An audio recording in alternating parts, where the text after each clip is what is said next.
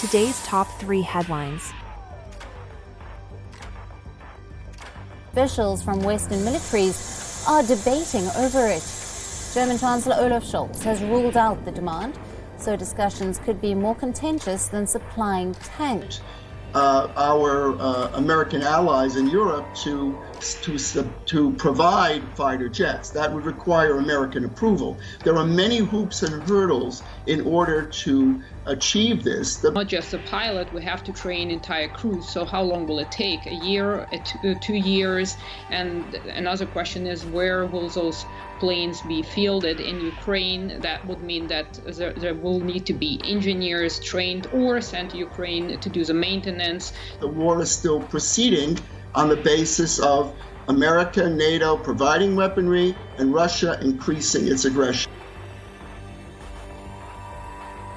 Former UK Prime Minister Boris Johnson has claimed that the Russian President Vladimir Putin threatened to kill him with a missile. According to reports, the apparent threat came in a phone call just ahead of the Ukraine invasion last year. He threatened me at one point and said, Boris, I don't want to hurt you, but with a missile it would only take a minute or something like that,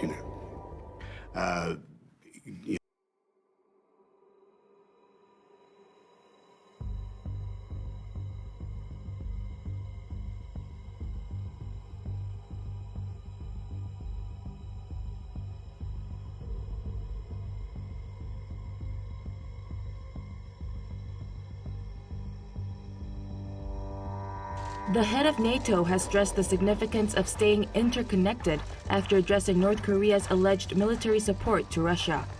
NATO Secretary General Jens Stoltenberg made the remark on Sunday during a meeting in Seoul with South Korea's foreign minister. South Korea and Japan are both adjusting their weapons developments in the face of North Korea's nuclear and missile programs and perceived regional threats.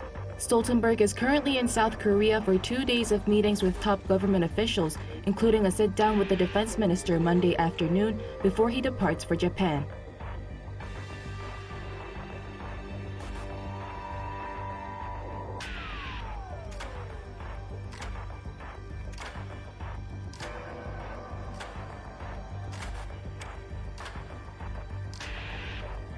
Your angel has returned to you, and I will never leave you again.